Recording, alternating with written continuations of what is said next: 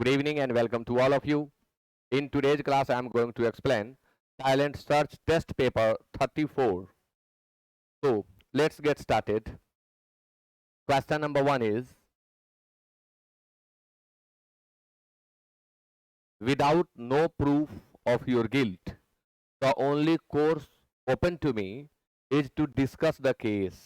Without अपने आप में नेगेटिव है और डबल नेगेटिव वर्ड्स का प्रयोग एक साथ नहीं करते हैं. विदाउट, हार्डली, स्कार्सली, रेयरली, इनके बाद आप एनी का प्रयोग करें, नो का कभी नहीं. यानी यहां से हमें नो हटाना होगा और एनी लिखना होगा. सेंटेंस करेक्ट हो जाएगा. Answer A. Question number 2. As we see it, she appears to be unreasonable, anxious about pleasing her husband. क्या रूल है यहां? आप अनरीजनेबल एडजेक्टिव देख रहे हैं, फिर यहां एंक्शस एडजेक्टिव देख रहे हैं. किसी भी एडजेक्टिव को हम एडजेक्टिव से मॉडिफाई नहीं कर सकते. ट्रिक आपको बताऊं मैं. कभी भी सेंटेंस में, कभी भी किसी भी सेंटेंस में दो एडजेक्टिव लगातार दिखाई पड़े तो आप पहले एडजेक्टिव को एडवर्ब में बदल दें, सेंटेंस करेक्ट हो जाएगा. और किसी भी एडजेक्टिव को एडवर्ब में बदलने के लिए हम एल वाई जोड़ देते हैं एडजेक्टिव में, वह एडवर्ब में बदल जाता है. तो क्वेश्चन है अनरीजनेबल एंक्शस, तो अनरीजनेबली एंक्शस कर दीजिए, सेंटेंस करेक्ट हो जाएगा. आंसर बी होगा. अनरीजनेबल के जगह पर हमें लिखना होगा अनरीजनेबली. एंक्शस मीन्स होता है उद्विग्न, चिंतित, बेचैन. आंसर बी हो जाएगा. Question number 3. I am sorry, that's the mistake. Sorry के बाद फिक्स्ड प्रेपोजिशन फॉर लगता है. I am sorry for the mistake. Question number 4. He dash her that she would pass. Option number A में insured है, B में ensured है, सी में assumed है और डी में एश्योर्ड है. यानी वोकैब पर आधारित यह प्रश्न है. सबका मीनिंग स्पष्ट करिए, अपने आप क्लियर हो जाएगा. यह इंश्योर V1 का अर्थ होगा बीमा, करना या कराना. इंश्योर बीमा, करना या कराना. इंश्योर सुनिश्चित करना.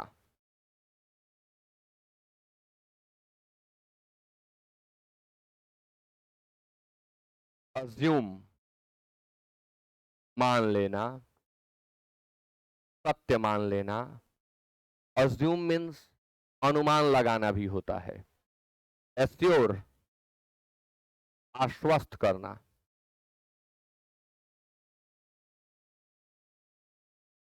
विश्वास दिलाना के अर्थ में हम अश्योर का प्रयोग करेंगे और एंश्योर का प्रयोग हम करते हैं सुनिश्चित करने के अर्थ में. अब आप बताइए क्या फील करेंगे. ही dash her that she would पास. वह उसको आश्वस्त की कि वह पास कर जाएगी. अब सुनिश्चित कोई कैसे कर सकता है? एंश्योर सुनिश्चित करना. हम किसी को विश्वास दिला सकते हैं, आश्वस्त कर सकते हैं. होगा ना होगा ये तो एक अलग बात है. तो यहां एश्योर का प्रयोग करें, एंश्योर नहीं. Question number 5. नेक्सस शब्द का सिमिलर वर्ड आपको बताना है. नेक्सस ऑप्शन नंबर ए में कनेक्शन है, बी में डिस्टेंस है, सी में डेफिसिट है और डी में डिफरेंस है. आंसर तो दे ही, साथ में एक और बात बताएं कि डिफरेंस का जब आप एडजेक्टिव बनाएंगे तो क्या होगा. कमेंट जरूर करें. डिफरेंस का एडजेक्टिव. नेक्सस मीन्स होता है साथ गांठ. नेक्सस मीन्स साथ गांठ होता है. कनेक्शन मीन्स संबंध होता है. कनेक्शन मीन्स साथ गांठ होता है. डिस्टेंस दूरी. डेफिसिट घाटा, इसका एंटोनिम सरप्लस होता है। डिफरेंस अंतर, और जो प्रश्न आप लोगों से मैंने पूछा था कि इसका एडजेक्टिव क्या होगा, तो that would be different. Question number 6, शब्द है मेहमत और आपको बताना है इसका सिनोनिम। ए में स्ट्रेट है, बी में ह्यूज है, सी में वाइल्ड है और डी में ग्रीडी है।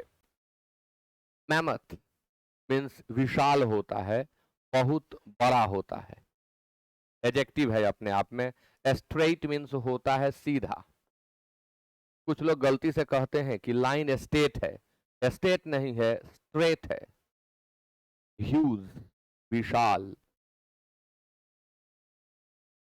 ह्यूज विशाल, वाइल्ड जंगली और ग्रीडी लालची। कमेंट करें आप सभी, ग्रीडी का सिनोनिम क्या होगा? जल्दी सभी लोग कमेंट कर दें जो अभी लाइव में जुड़े हुए हैं। मेहमत, मेहमत मीन्स होता है विशाल।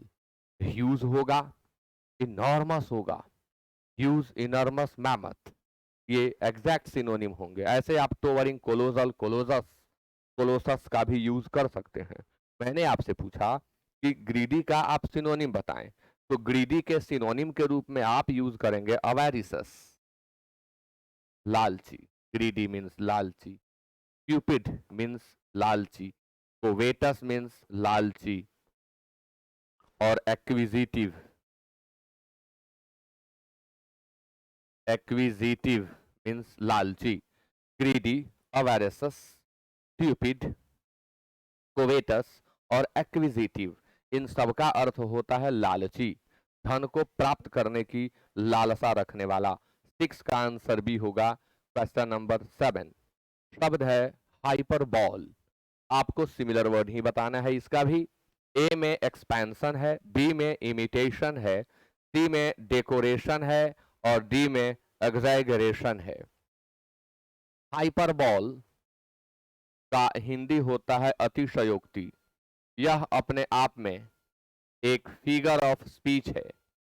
हाइपरबॉल, एक्सपेंशन मीन्स प्रसार होता है, एक्सपेंशन मीन्स विस्तार होता है।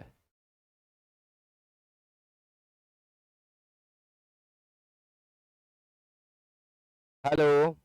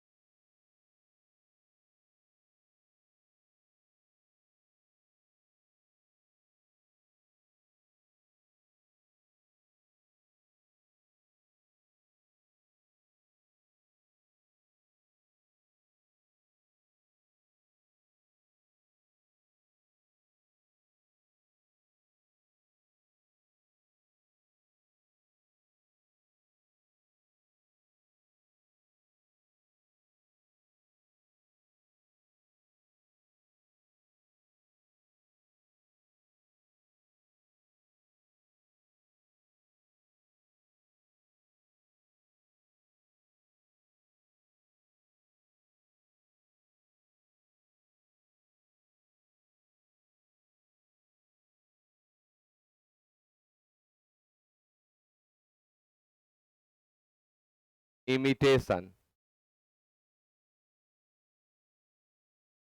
नकल, डेकोरेशन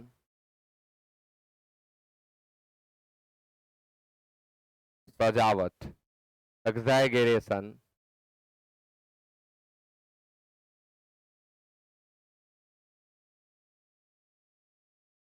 अतिशयोक्ति। हाइपरबॉल का सिनोनिम एग्जैगरेशन होगा। क्वेश्चन नंबर 8, शब्द है इम्पेकेबल। बताना है opposite word. Option number A में फॉल्टी है, बी में टीडियस है, सी में फ्लैशी है और डी में बोरिंग है। इम्पेकेबल मीन्स होता है निर्दोष, दोष रहित या दाग रहित, दोष रहित या दाग रहित, फॉल्टी। दोष युक्त, जिसमें दोष हो, टेडियस, उबाऊ, फ्लैशी, तड़क भड़क वाला। कोई चीज जो अपने एक्सपेंसिव होने के कारण बहुत चमकीला हो और उसमें तड़क भड़क काफी हो, उसे हम फ्लैशी कहते हैं। तड़क भड़क वाला। बोरिंग, उबाऊ या नीरस। टेडियस का सिनोनिम हो जाएगा बोरिंग और इम्पेकेबल का एंटोनिम होगा फॉल्टी। क्वेश्चन नंबर 9 शब्द है अमैलगमेट।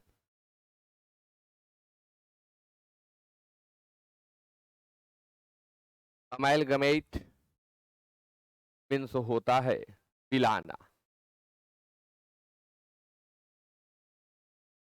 ऑप्शन नंबर ए में सेपरेट है, बी में कंबाइन है, सी में असिमिलेट है और डी में इंटीग्रेट है। सेपरेट मीन्स अलग करना, कंबाइन जोड़ना, एसिमिलेट आत्मसात करना। एसिमिलेट आत्मसात करना और इंटीग्रेट एकजुट बनाना, अखंडित करना, एकीकृत करना। तो अमैलगमेट का एंटोनिम सेपरेट होता है। 9 का आंसर ए होगा। क्वेश्चन नंबर 10 शब्द है जेनिथ और एंटोनिम बताना है। ए में क्लाइमेक्स है, बी में क्राइसिस है, सी में एक्मे और डी में नाटिर। जेनिथ मीन्स शिखर होता है,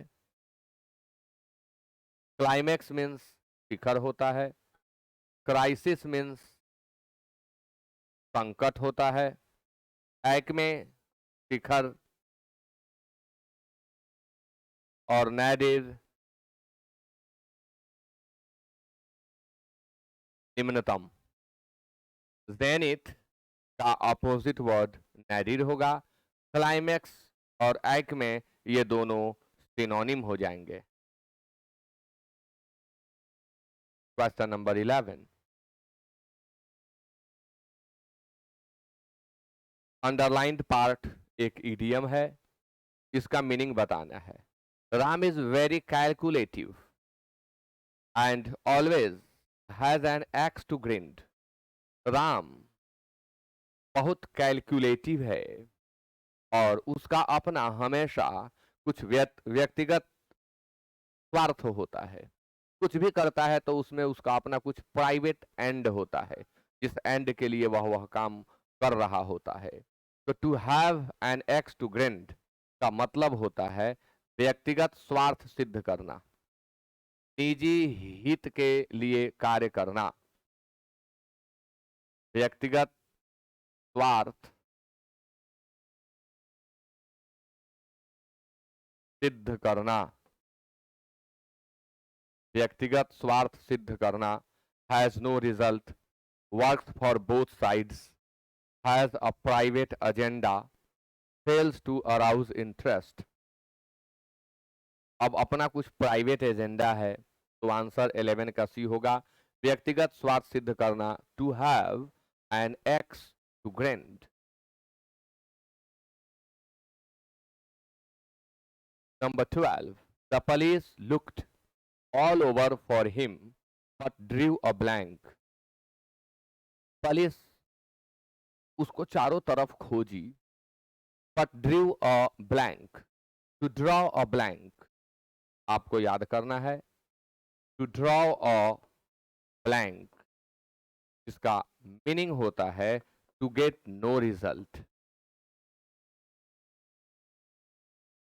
कुछ हाथ न लगना, कुछ प्राप्त न होना, टू ड्रॉ अ ब्लैंक है।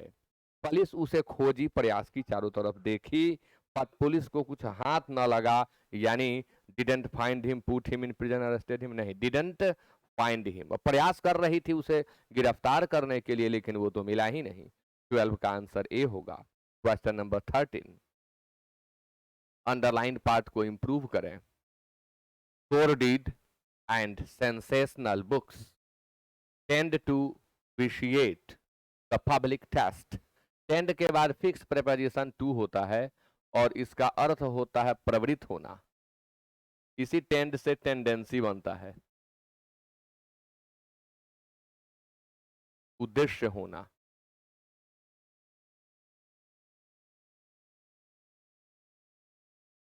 विशिएट मीन्स होता है दूषित करना, पॉल्यूट इसका सिनोनिम होगा, दूषित करना। सोर्डिड मतलब नीच, मलिन, घटिया।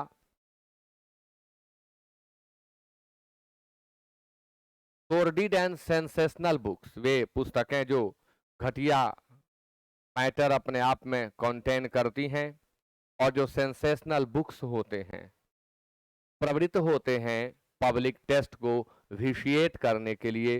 पब्लिक टेस्ट को विशिएट करेंगे कि डिवाइड करेंगे कि डिस्ट्रैक्ट करेंगे कि डिस्टॉर्ट करेंगे। तो पब्लिक टेस्ट जो है यानी एक लोगों की जो रुचि है, लोगों का जो पसंद है, उसे दूषित आप विशिएट कैसे करेंगे, उसे पोल्यूट कैसे करेंगे। तो आप उसे डिस्टॉर्ट कर सकते हैं। डिस्टॉर्ट मीन्स होता है बिगाड़ना, स्वरूप में बदलाव लाना। तो डिवाइड बांटना, डिस्ट्रैक्ट भटका देना। आंसर यहां सी होगा। Question number 14, his masters thesis was highly estimated and in now in होगा कि is होगा, is now being prepared for publication। उसकी मास्टर्स थीसिस अब हाईली एस्टिमेटेड है और पब्लिकेशन के लिए तैयार हो ही रही है। तो ये क्या सही लग रहा है? एस्टिमेटेड है। जिस चीज का एस्टिमेट हो रहा होगा, अभी तो एस्टिमेशन में है, धरातल पे आने में उसको समय लगेगा, लेकिन यहाँ तो धरातल पर आने को है, इसलिए यह गलत है, सुधारें इसे। तो his masters thesis was highly discussed, was highly commended, is highly appraised। oh,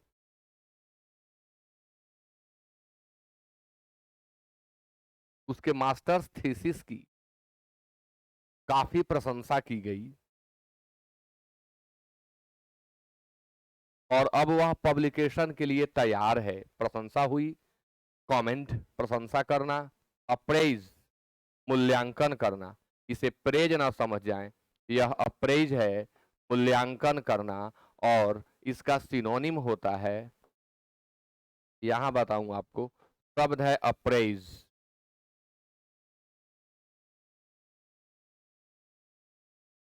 APPRAISE, मूल्यांकन करना। इसका सिनोनिम इवैल्यूएट होता है और असेस होता है। इवैल्यूएट और असेस होता है, इसलिए आप यहां तो सिचुएशन है आंसर बी देने का, हमने बी सेलेक्ट किया। आगे बढ़ते हैं। वन वर्ड सब्स्टिट्यूशन है। वन हु लव्स बुक्स, वह जो पुस्तकों से प्रेम करता है। वह जो पुस्तकों से प्रेम करता है उसे क्या कहते हैं? ए में बिब्लियोफाइल है, बी में बिब्लियोफैगिस्ट है, सी में बिब्लियोफॉब है और डी में बिब्लियोग्राफर है। एक बात तो स्पष्ट है कि बिब्लियो बुक्स को डिनोट करता है। बिब्लियोफाइल मीन्स होता है पुस्तक प्रेमी।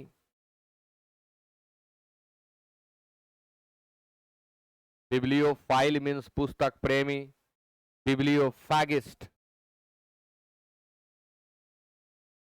एविड और वोरासस रीडर, वह पाठक जिसकी जिज्ञासा पढ़ने से तृप्त न हो, उसे हम बिब्लियोफैगिस्ट कहते हैं। बिब्लियोफॉब किताब से डरने वाला, one who has fear of books. उसे हम बिब्लियोफोब कहते हैं। पुस्तक से डरने वाला, फियर ऑफ बुक्स। बिब्लियोग्राफर, पुस्तक रचनाकार, जो पुस्तक की रचना करता है उसे हम बिब्लियोग्राफर कहते हैं।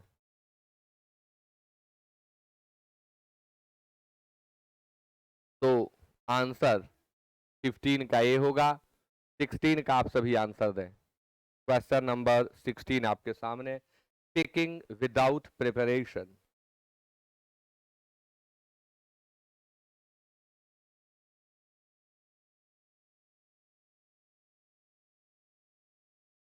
प्रत्येक संडे को टैलेंट सर्च टेस्ट होता है एपेक्स इंस्टीट्यूट छपरा ऐप पर।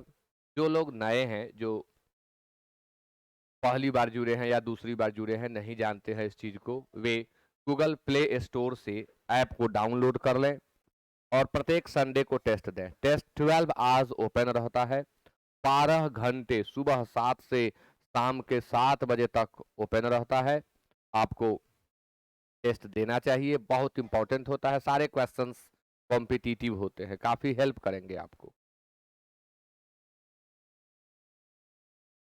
क्वेश्चन है स्पीकिंग विदाउट प्रिपरेशन। ए में डेलिबरेट है, बी में फ्लुएंट है, सी में लोक्वासस है और डी में एक्सटेम्परी है।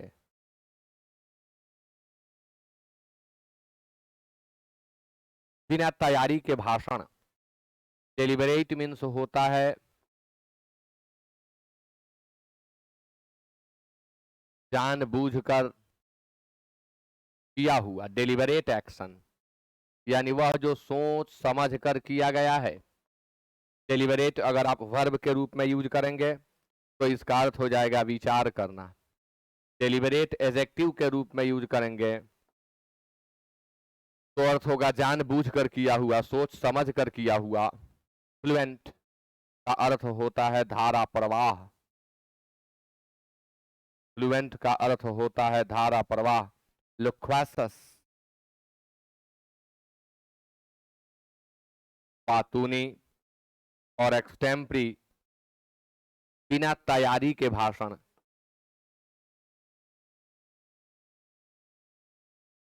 अब एक कमेंट करके आप बताएं, एकाएक कोई पार्टी हो जाए जिसकी पहले से कोई तैयारी नहीं थी, पहले से कुछ प्लानिंग नहीं था, उस पार्टी के लिए भी एक वर्ड आता है, बताएं क्या होगा? बिना तैयारी के भाषण। तो स्पीकिंग विदाउट प्रिपरेशन को हम कहेंगे एक्सटेम्परी। मैंने आपसे एक प्रश्न पूछा, बताएं।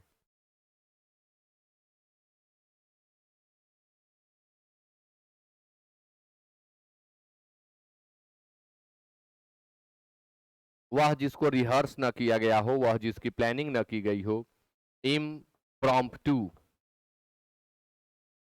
इम्प्रॉम्प्ट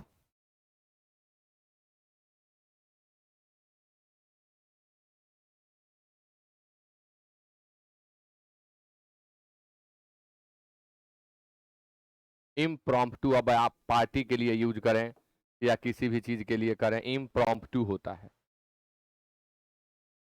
तो मैंने आंसर बताया कि नहीं? बता दिया। 17 करेक्टली स्पेल्ड वर्ड आप चूज करें।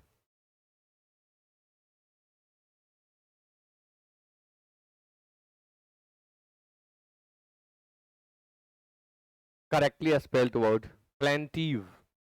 वह जो अपने दुख को, अपने दुख भरे फीलिंग्स को व्यक्त करता है उसे प्लेंटिव कहते हैं। प्लेंट मीन्स फरियाद होता है और प्लेंटिव मीन्स फरियादी होता है। फरियादी, अपने दुख को व्यक्त करने वाला। सस्टेन गलत है। कायम रखना, संभालना,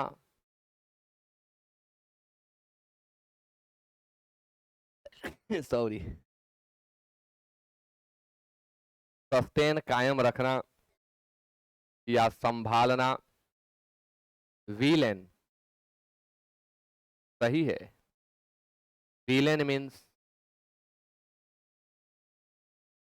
खलनायक, और अलायंस गलत है। अलाई का एब्स्ट्रैक्ट नाउन होता है अलायंस, अर्थ होता है गठबंधन। अलाई मीन्स साथी, दोस्त, ये अलायंस शब्द है। अलायंस मीन्स गठबंधन। क्वेश्चन नंबर 18 शब्द है कमिश्नर। कमिश्नर, कमिश्नर को अलग अलग तरीके से लिखा हुआ है।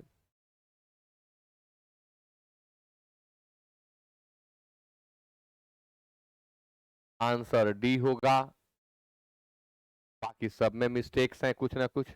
आंसर डी होगा कमिश्नर, जिसे आप आयुक्त कहते हैं। अगला क्वेश्चन 19 को आप अरेंज करें। Arrange question number 19।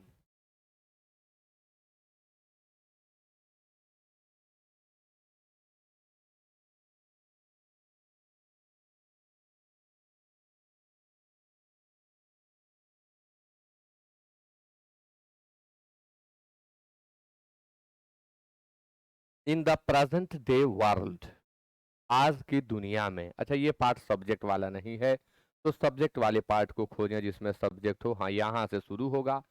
There is a lot of, अब लॉट ऑफ के बाद नाउन चाहिए, तो there is a lot of technology noun है, लेकिन ये करेक्ट नहीं होगा। Lot of demand, there is a lot of demand for specialist in the field of, in the fields of कौन कौन से? Technology, medicine and business management. यानी SRQP answer होगा, और SRQP सी में दिया हुआ है। क्वेश्चन नंबर 20 आपके सामने, अरेंज करें।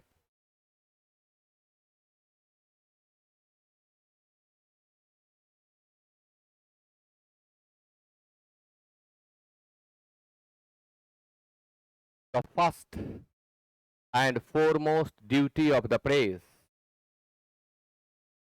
क्या है? प्रेस की first and foremost duty. Duty वाक्य का सब्जेक्ट हो गया, वर्ब इसके लिए दें। इज टू फर्निश, आर से शुरू करना होगा, और देखिए आर से एक ही शुरू हुआ है, आंसर बी होगा। इज टू फर्निश क्या? Uncoloured news, but at the same time, लेकिन ठीक उसी समय, but at the same time it should furnish news on all fields.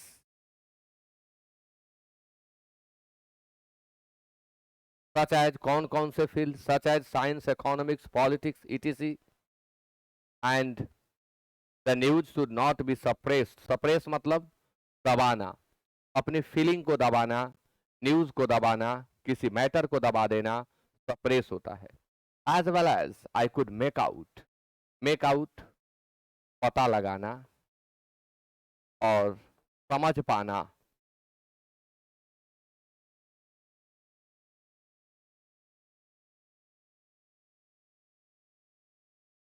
As well as I could make out, she had come for good and had no intention of, यहाँ पर as well as तो नहीं होना चाहिए।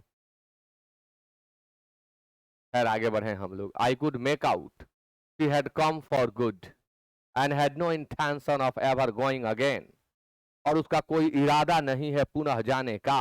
Intention intend verb का noun होता है।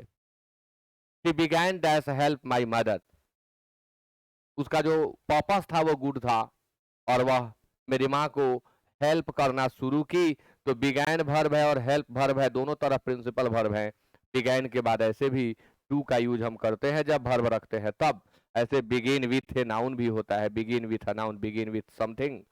तो she began to help my mother dash morning, वो आई और डैश मॉर्निंग माँ की मदद करना शुरू की। कौन से मॉर्निंग? अब टुमारो मॉर्निंग नहीं लिखते हैं, नेक्स्ट मॉर्निंग लिखना होगा, लेटर मॉर्निंग नहीं और सून मॉर्निंग नहीं। टुमारो मॉर्निंग, टुमारो आफ्टरनून, इससे आप बचे, नेक्स्ट के साथ लिखें उसे। And was dash and out of dash store closet, closet means होता है अलमीरा।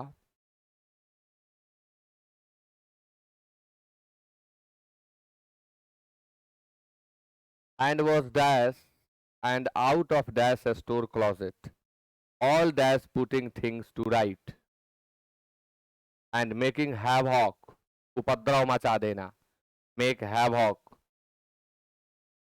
उपद्रव मचाना, हलचल मचाना,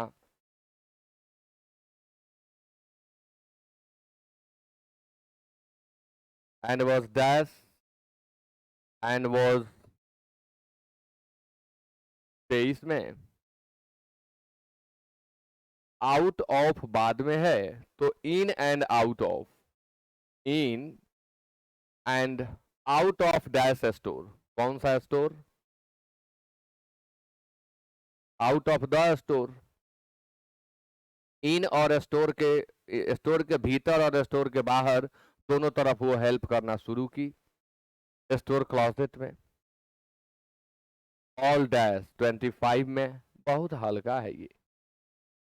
all dash all days, all day, और दिन भर मदद की। नेक्स्ट मॉर्निंग वो मदद करना शुरू की, और कब तक की? तो throughout the day, all day long या all day, putting things to right, चीजों को सही करने में, और चीजों को सही करते करते वो हैवॉक मचा दी। जो पहले से अरेंजमेंट था उसमें वो बहुत ही बड़े उथल पुथल में उसे ला दी। तो आंसर 25 का बी होगा। और इसी के साथ हम लोग टैलेंट सर्च टेस्ट 34 के एक्सप्लेनेशन को कंप्लीट किए। Thank you so much for being with me till the end of the class.